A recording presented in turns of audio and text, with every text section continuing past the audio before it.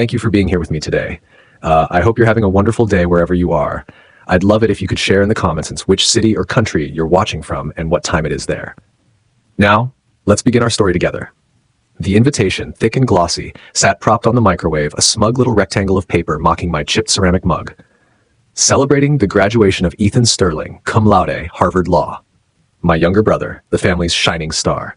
And I, Amelia Sterling, the 30-year-old artist and digital creator, was expected to attend, expected to smile, expected to blend into the wallpaper, a quiet testament to the road not taken. A familiar knot tightened in my stomach.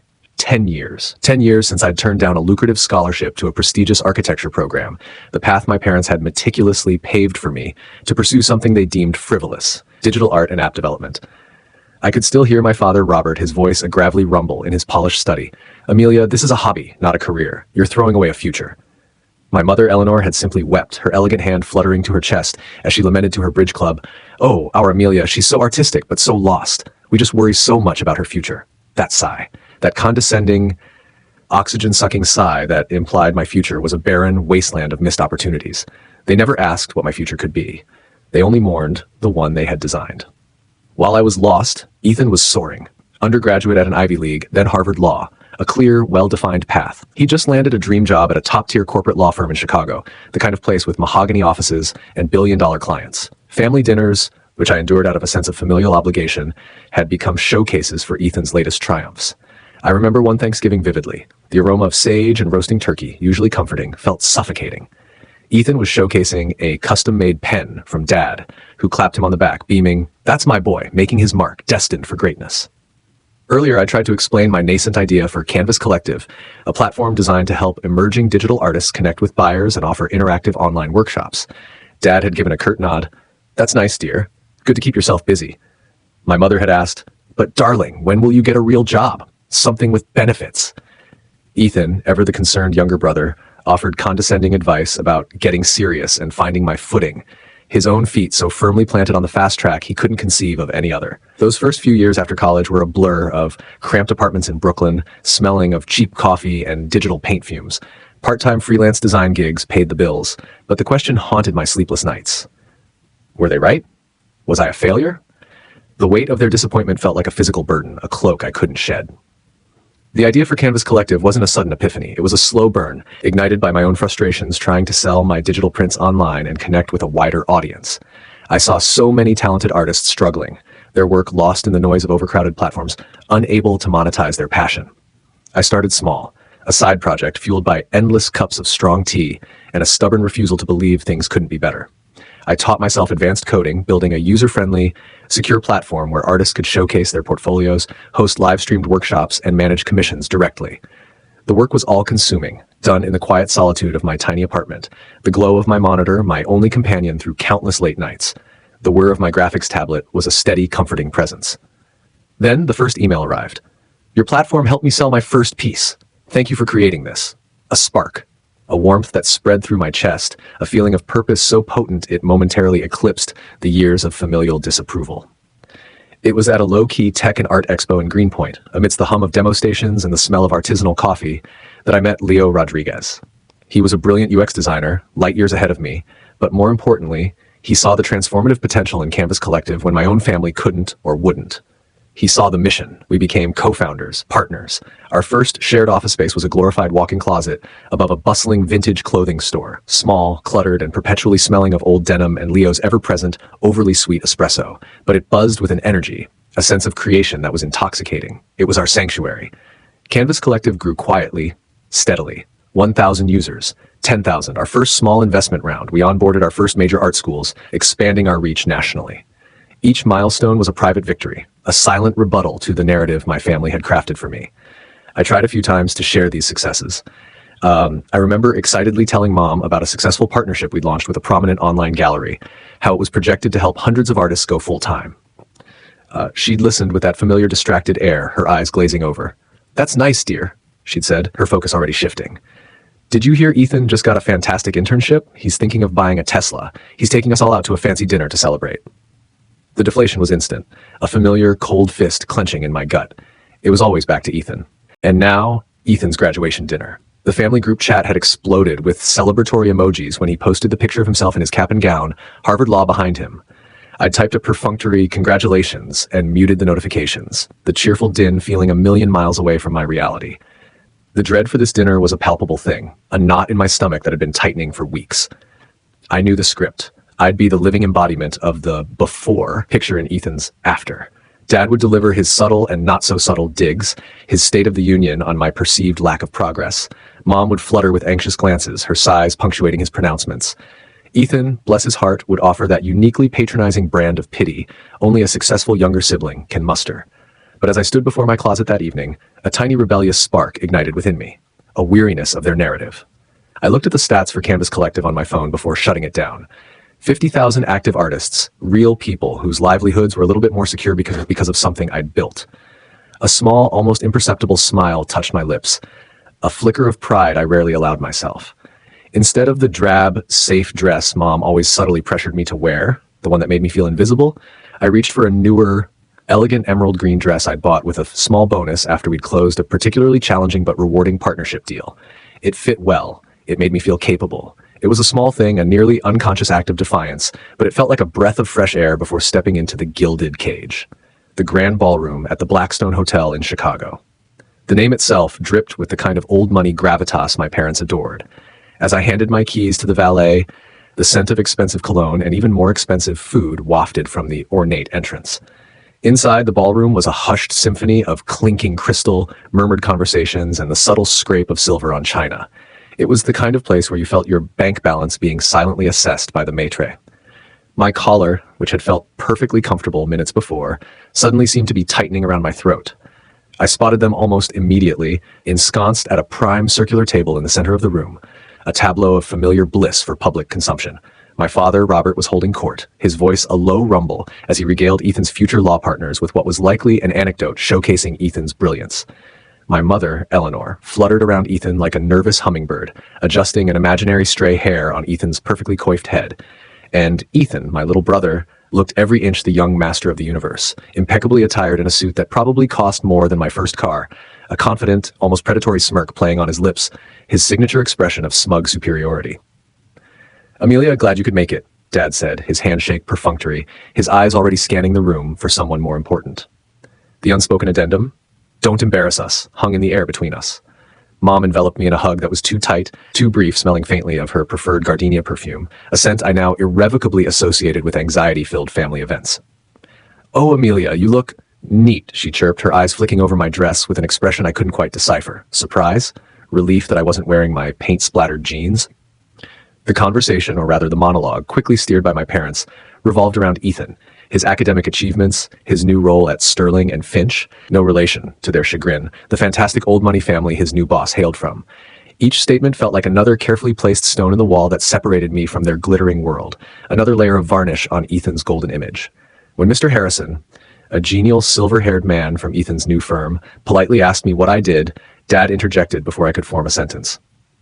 "Amelia's our creative one," he boomed, a hearty laugh accompanying the words that didn't quite reach his eyes. "Still pursuing her? Digital art, aren't you, sweetie?" He winked at Mr. Harrison as if sharing an inside joke, the kind that made you the punchline. I felt the familiar heat rise in my neck.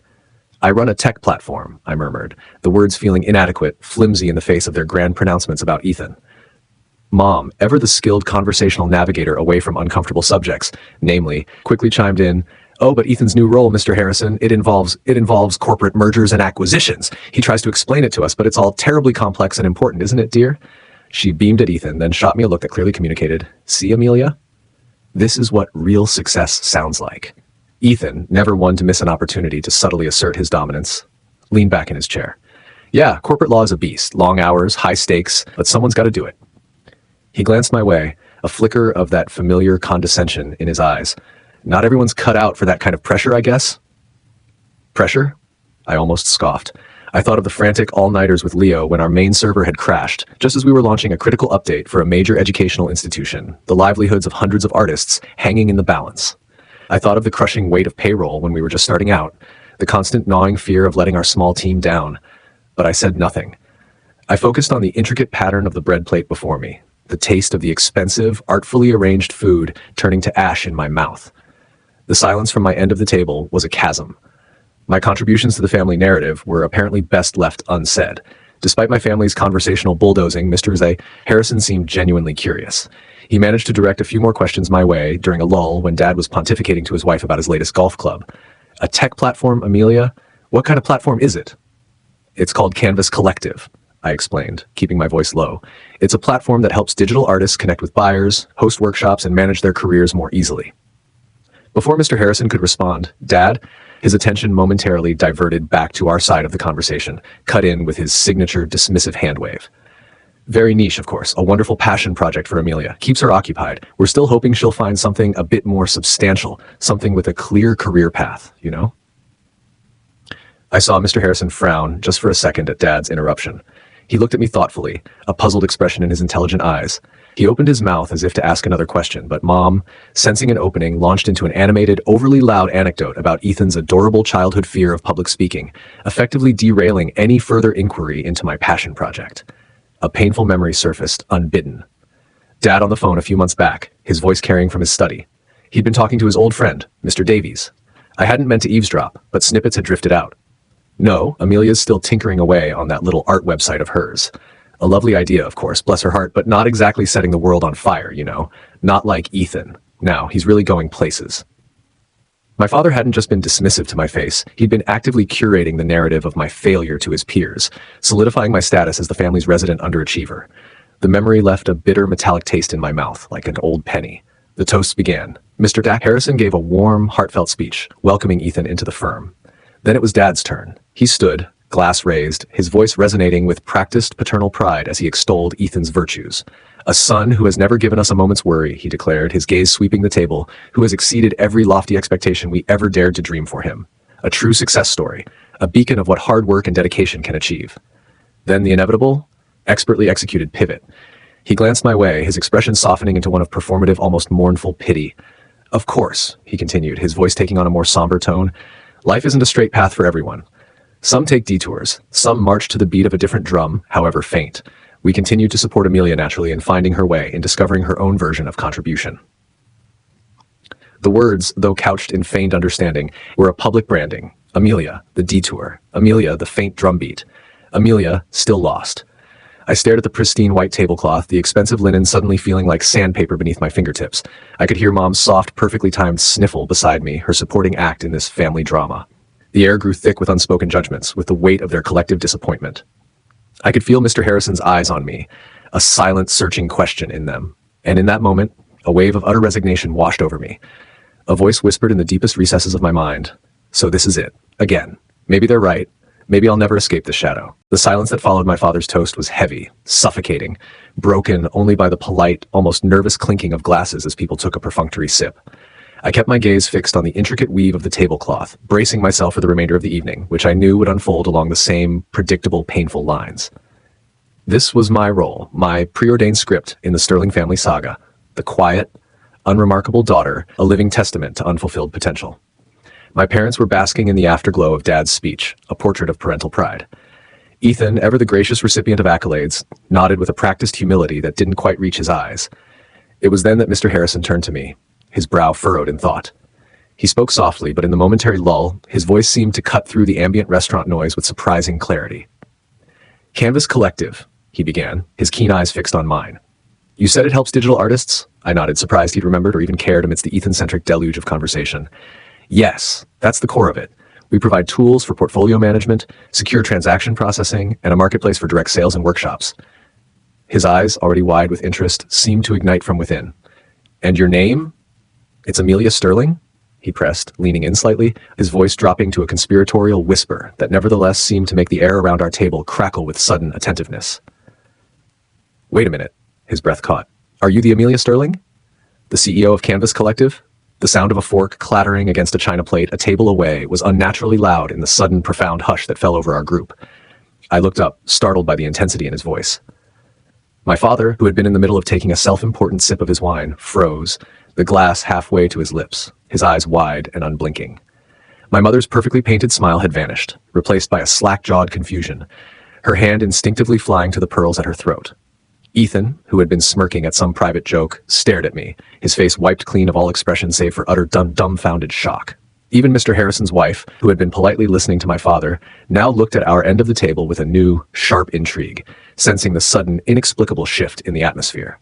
Before I could confirm or deny, before I could even process the implications of his question, Mr. Harrison's face lit up with an almost incandescent excitement. He seemed completely oblivious to the emotional bomb he'd just detonated within the Sterling family. Or perhaps he was only just beginning to register its shockwaves. "Oh my God, it is you!" he exclaimed, his voice gaining volume and vibrancy with each word. "Canvas Collective is incredible. My daughter, Chloe, she's an aspiring concept artist trying to break into game design. Your platform has been an absolute lifeline for her. Her art school, they recommend it to all their students in the digital arts program." He turned to the rest of the table, his voice ringing with a genuine, unbridled passion that was both startling and captivating. "You have no idea what a difference it makes. Trying to get exposure, manage commissions, understand licensing. It's a constant, exhausting battle for young artists. Canvas Collective simplified so much of it. Chloe actually landed her first major commission for an indie game studio through one of your featured artist spotlights. She says it gave her confidence back, a sense of direction she thought she'd lost forever." He gushed about specific features. The curated artist showcases that Dad had dismissed as her little website, the secure payment processing that eliminated scams, the interactive workshop tools where Chloe had learned from industry pros, the community forums where she'd found mentors and collaborative projects. He even mentioned reading an article some months ago about the visionary, albeit low-profile, CEO behind this transformative platform, never for a moment dreaming it was his future corporate lawyer's older sister, the family's resident free spirit. "We've been trying to get our corporate philanthropy division to officially partner with Canvas Collective for months," he declared, looking at me with something akin to awe. "The impact you're having is phenomenal." A wave of heat washed over me, followed by a strange, disorienting lightness, as if the floor had tilted beneath my feet. It was like watching a scene from someone else's life, a life where I wasn't the perpetual disappointment. I saw my father's face, usually so ruddy and confident, drain of color, leaving it a mottled, pasty gray. My mother's lips moved silently, her eyes wide and tear-filled, darting between me and Mr. Harrison. Ethan just stared, his mouth slightly agape, his earlier smugness completely vanquished, replaced by a bewildered, almost resentful disbelief. The silence from my family was deafening, a palpable void where their usual pronouncements and judgments should have been. Then, in his unscripted, heartfelt enthusiasm, Mr. Harrison inadvertently delivered the killing blow, the first major twist in the carefully constructed narrative of my inadequacy. "It's funny, actually," he mused, a slight frown creasing his brow as he recalled something. "Chloe even mentioned hearing some people, quite wealthy and influential, she thought, talking rather dismissively about the Canvas Collective founder at an art gala she attended with her professors last year. Someone named Davies, I think. He said they were apparently praising their son to the heavens, some hotshot lawyer, and when someone asked about their other child, they sort of laughed and said she was working on some little website for artists. Very admirable in its own way, of course, but a shame she didn't follow a real career path like her brother." He paused, his gaze sweeping from my ashen-faced father to my visibly trembling mother, a dawning, uncomfortable realization spreading across his own features as she finally connected the dots. They said the family name was Sterling." "Oh goodness," he stammered, his hand flying to his mouth. I didn't realize. I am so sorry." Davies. The name slammed into me with the force of a physical blow. Arthur Davies, Dad's golfing buddy, his occasional confidant, the overheard phone call from months ago. The snippets of conversation I dismissed as typical parental grumbling now clicked into place with horrifying clarity. This wasn't just passive ignorance on my parents' part, not just a failure to see or understand. This was active, public dismissal. They had a narrative. Ethan, the success.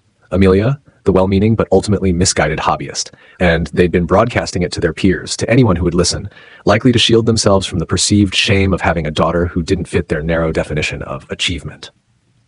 The little website, that, more than anything, stung with a fresh, unexpected venom. Robert Sterling, my usually voluble father, looked as though he'd been slapped, his face flushed a dark, mottled crimson, then paled again. Eleanor let out a small, wounded cry, a genuine sound of distress this time, not one of her usual performative sighs. We never understood the scale of it, Amelia," she whispered, her voice trembling. "We just thought it was a small thing." Her voice trailed off, lost in the wreckage of her own carefully crafted illusions. The silence at the table was thick, suffocating. Mr. Harrison's wife looked utterly bewildered, glancing between her husband, me, and my stunned parents, clearly struggling to comprehend the undercurrents of this family implosion. All eyes eventually turned to me. I felt a surge of adrenaline, a roaring in my ears, but beneath it, a profound, unexpected calm began to settle. The years of carefully suppressed resentment, of feeling invisible, of battling the crushing weight of their disapproval, began to recede like a tide going out. I looked directly at my father, then my mother, then Ethan. My voice, when I finally spoke, was quiet, measured, devoid of triumph or accusation, filled only with a weary, undeniable truth. Canvas Collective currently has over 50,000 active artists across 40 countries, I said. My gaze was unwavering. We partner with 3 major art universities and have a significant backlog of national galleries wanting to integrate our services. Last quarter, we closed our Series A funding round with a lead investment from one of the top venture capital firms specializing in creative tech. I didn't raise my voice. I didn't need to. I simply stated the facts that had always been true, whether my family had chosen to acknowledge them or not. The power dynamic in that opulent, suffocating room had fundamentally, irrevocably shifted. For the first time in my adult life, my father couldn't speak. He just stared at me, his mouth working silently, a man suddenly confronted with a reality he had long refused to see. The remainder of the graduation dinner passed in a blur of excruciating awkwardness. It was as if a bomb had gone off, and we were all sifting through the emotional debris. Mr. Harrison and his wife, to their credit, attempted to salvage the evening with polite, albeit strained conversation, now directing most of their questions about Canvas Collective to me with a newfound, almost fervent respect. I answered them calmly, factually, providing details about our mission, our technology, and our growth, careful to keep any hint of gloating from my voice. There was no need for it. The truth was potent enough on its own. My father remained uncharacteristically silent for the rest of the meal, his face a shifting landscape of shock, embarrassment, and perhaps, just perhaps, a dawning, uncomfortable flicker of respect. He fumbled with his water glass, cleared his throat repeatedly, but offered no further pronouncements. My mother, on the other hand, seemed to shrink into herself. She made a few abortive attempts to explain their previous ignorance, her words dissolving into tearful, fragmented sentences like, we always wanted what was best for you, Amelia. We just didn't realize it was so significant. Her signature sighs were still there, but they'd lost their theatrical power. Now, they sounded more like the slow deflation of a punctured balloon. Ethan was a study in sullen resentment. He picked at his exquisitely prepared, undoubtedly expensive food, his jaw tight, avoiding my gaze entirely. The golden boy's smirk was gone, replaced by a bewildered, almost resentful confusion that seemed to curdle his features. He looked like a king suddenly dethroned, bewildered by the abrupt shift in the kingdom's allegiance. I excused myself as soon as it was politely possible, the rich food I'd barely touched tasting like cotton in my mouth. The goodbyes were stiff, hurried, a collective desire to escape the suffocating atmosphere hanging over us all. Walking out of the Blackstone into the cool Chicago night air felt like surfacing for breath after being held underwater for too long. In the days that followed, my phone buzzed with an uncharacteristic frequency. My mother called multiple times, her voice thick with unshed tears and a newfound, almost cloying sweetness. Amelia, darling, we need to talk. Your father and I, we are so incredibly proud of you. We didn't always show it properly, did we? Her familiar sighs now sounded hollow, stripped of their manipulative edge. My father, a man who typically communicated in declarations or dismissive grunts, actually left a voicemail. His tone was gruff, as always, but laced with an uncharacteristic note of hesitancy, almost humility. Amelia, it's your father. Your mother and I. We'd like to understand more about this Canvas Collective. Your company. Call me when you have a moment. I let the calls go to voicemail. I listened to their messages with a strange detachment.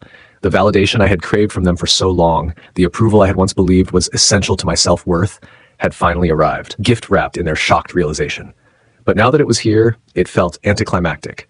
Less important, somehow, than the quiet, steady validation I'd already found in my work, in the gratitude of Canvas Collective users, and in the unexpected, objective affirmation from Mr. Harrison. I needed space, time to process not just their reaction, but my own.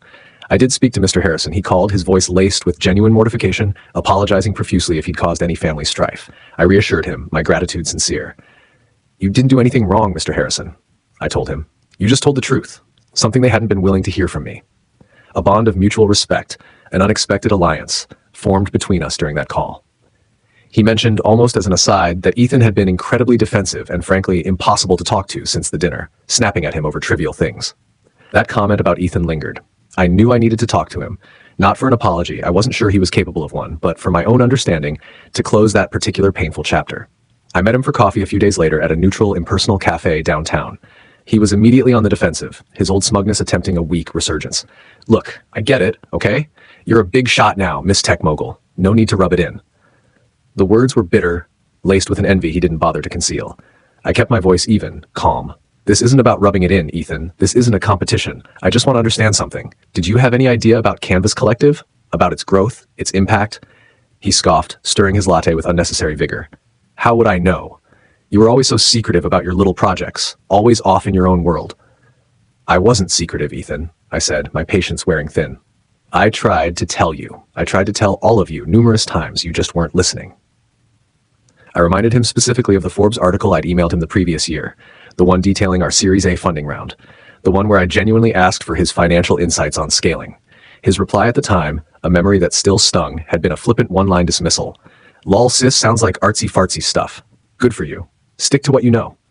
His facade finally cracked. He stared down into his coffee cup as if searching for answers in the swirling foam. All right, fine, he muttered, his voice barely a whisper. I saw the article. I even Googled Canvas Collective after that. I knew it was getting big, bigger than I thought. I waited, letting the silence stretch. I didn't tell Mom and Dad the full extent of it, he finally confessed, the words tumbling out in a rush, his face flushed with a deep, unbecoming shame. You were always the artistic one, the dreamer, the one who needed to be guided. I was the smart one, the responsible one, the one who was going to make them proud financially. If you suddenly became this tech success story or whatever, where would that leave me? What would my role be then? It was just easier to let them keep thinking you were struggling a bit, kept things simpler. A wave of profound sadness washed over me, eclipsing any anger I might have felt. My own brother. This was the second and perhaps more painful twist. His deliberate, calculated decision to keep my success under wraps, to maintain his favored status, to protect his own fragile ego. This, I realized, was my true rock-bottom moment in terms of my old family dynamic. The final, crushing realization of how deeply flawed, how conditional their love and support had always been. The last vestiges of my childhood illusions about family loyalty crumbled into dust. I felt a hollow ache in my chest, a void where those illusions used to reside. Armed with this painful clarity, I had one last difficult conversation with my parents, together. I didn't shout, didn't accuse. I simply calmly laid out how their words, their actions, their relentless comparisons, and their dismissiveness had made me feel for the past decade. Your definition of success was so narrow, I told them, my voice steady despite the tremor I felt deep inside. And because I didn't fit into it, I was made to feel inadequate, like a constant disappointment. I don't need you to understand Canvas Collective's balance sheet now, or to be impressed by venture capital. I needed you to see me then, to value my efforts, regardless of the outcome. I told them I needed space. Significant space. To redefine our relationship on new terms. My terms. There were more tears from my mother, a stunned, uncomfortable silence from my father. But as I walked away from that conversation, I felt a profound sense of release, as if a heavy weight I hadn't even realized I was carrying had finally been lifted from my shoulders. I no longer needed their approval to feel worthy.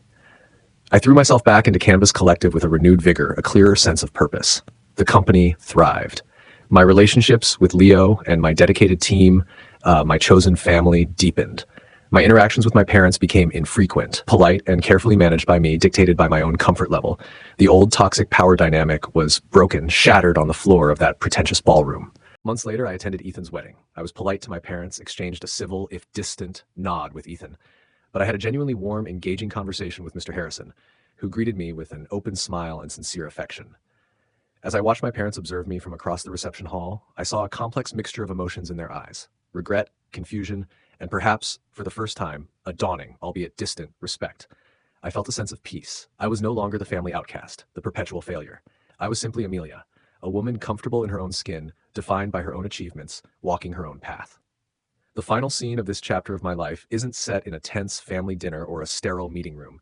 It's me standing on a stage at a major creative tech summit in San Francisco, the spotlight warm on my face. I'm giving a keynote speech about Canvas Collective's mission, about the power of technology to bridge gaps and empower individual artists. As I look out at the sea of faces in the auditorium, at the artists, the curators, the developers, the advocates, the innovators, I feel a profound sense of fulfillment, a quiet joy that resonates deep in my bones. This is my validation. This is my success, defined on my own terms. For years, I allowed my family to write my story, casting me in the role of the daughter who faltered, the one who didn't measure up. It took an outsider's voice, an unexpected catalyst, to help me begin to reclaim my own narrative.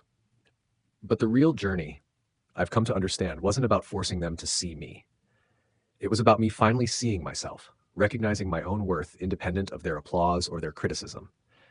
It was about understanding that true fulfillment comes not from fitting into a pre-drawn box, but from building something meaningful, from touching lives, from pursuing a purpose that sets your own soul on fire.